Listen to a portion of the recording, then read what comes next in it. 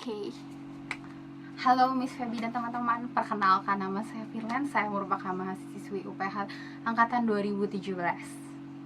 Jadi pada kesempatan kali ini, saya akan membahas mengenai pengaruh terpaan budaya pop terhadap identitas anak muda Indonesia. Nah, sebelum kita membahas lebih lanjut, pertama-tama saya ingin menjelaskan dulu sih, sebenarnya apa sih itu identitas diri? Nah, identitas diri itu merupakan konsep yang abstrak, dinamis, dan kompleks yang merupakan bawaan dari sejak lahir. Jadi ketika kita lahir, bisa dipastikan kita sudah memiliki identitas. Contohnya, ketika lahir kita punya nama. Nah, itu sudah bisa disebut sebagai identitas. Nah, pada kesempatan kali ini, saya akan membahas mengenai topik ini didasari dengan teori yang dikemukakan oleh Stella Tinkomi pada tahun 1988 melalui teorinya yaitu Fast Negotiation Theory. Nah, di dalam teori ini sendiri, Stella Tinkomi sendiri memberikan penjelasan mengenai sebuah identitas. Apa sih arti identitas menurut Fast Negotiation Theory ini? Nah, menurut Stella Tinkomi ini, identitas sendiri merupakan refleksi diri atau cerminan diri yang berasal dari keluarga, gender, budaya, etnis, dan juga proses komunikasi.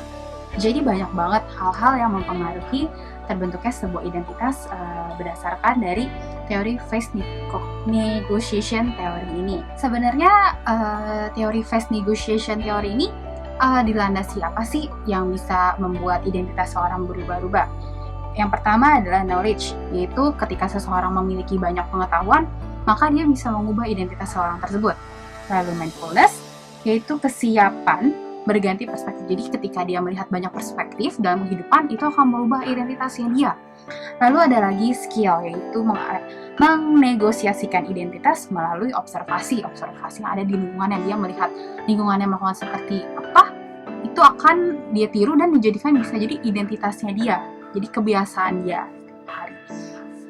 Nah, tadi di dalam penjelasan mengenai identitas sendiri oleh Stella Tinkomi ini ada beberapa komponen, yaitu tadi seperti keluarga, gender, budaya, etnis, dan proses komunikasi. Yang mau saya highlight di sini adalah budaya. Nah, budaya itu seperti apa sih sebenarnya?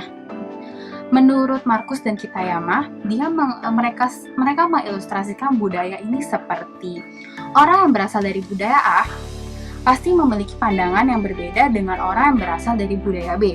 Ya, wajar. Contohnya seperti, misalnya saya keturunan Chinese. Nah, saya keturunan Chinese yang dibesarkan di Indonesia akan memiliki pandangan yang berbeda dengan orang keturunan Chinese yang dibesarkan di tanah China sendiri, karena dari cara makan, cara berbicara, dan segala macam akan berbeda. Kembali lagi ke topiknya yang tadi saya mau bahas, yaitu pengaruh terpaan budaya pop terhadap identitas anak muda Indonesia. Nah, identitas warga negara Indonesia itu sebenarnya diambil dari mana sih? Yaitu dari Sumpah Pemuda yang dibentuk pada 28 Oktober 1928 yang berbunyi seperti ini. 1. Kami putra dan putri Indonesia mengaku bertumpah darah yang satu, tanah air Indonesia. 2. Kami putra dan putri Indonesia mengaku berbangsa yang satu, bangsa Indonesia. 3. Kami putra dan putri Indonesia menjunjung bahasa persatuan, bahasa Indonesia. Dari isi Sumpah Pemuda tersebut, saya dapat meng-highlight 3 poin di dalam isi Sumpah Pemuda, yaitu pertama, bertumpah darah satu, berbangsa satu, lalu berbahasa satu. Nah, namun nyatanya dengan adanya isi Sumpah Pemuda ini, lama-kelamaan warga Indonesia tuh tidak mengiyakan atau hanya menghiraukan aja dengan adanya Sumpah Pemuda. Nah, atas dasar apa sih saya berbicara seperti ini? Nah, kita tuh sebenarnya bisa banget lihat di banyak aspek dalam kehidupan. Di dalam aspek kehidupan sekarang kita banyak mengambil budaya-budaya asing, atau biasa istilahnya kita sebutnya itu asimilasi budaya. Jadi ambil comot sini, budaya sini, masukin ke budaya kita. Nah, contohnya itu seperti apa sih yang bisa saya buktikan? Pertama dari bahasa. Lama-kelamaan ini orang-orang banyak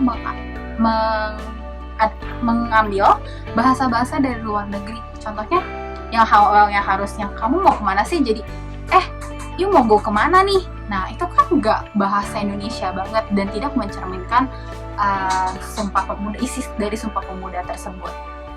Nah seharusnya sebagai warga Indonesia yang baik dan saya sebagai praktisi komunikasi, menurut saya dalam penerapan isi Sumpah Pemuda sendiri dalam identitas kita sebagai warga Indonesia itu harus jelas. Terutama hal gampangnya adalah bagaimana cara kita berkomunikasi dengan baik. Gak usah deh kita tambah-tambahin which is, literally, gak usah. Ya, lebih baik aja kita pakai bahasa Indonesia. Kita harus bangga loh dengan bahasa Indonesia karena lebih jelas, lebih sopan, dan lebih baik jika dibandingkan dengan bahasa-bahasa di luar sana. Nah teman-teman, tadi kan udah dengar tuh tentang Sumpah Pemuda dan juga identitas. Nah teman-teman harus ingat, walaupun dengan berkembangnya zaman, adanya terpaan media budaya pop dalam segala aspek kehidupan, teman-teman harus ingat kepada dasar warga negara Indonesia, yaitu Sumpah Pemuda. Kalian simple banget kok, bisa banget terapin dalam kehidupan sehari-hari, terutama dalam misalnya penggunaan bahasa yang baik yang tadi saya contohkan.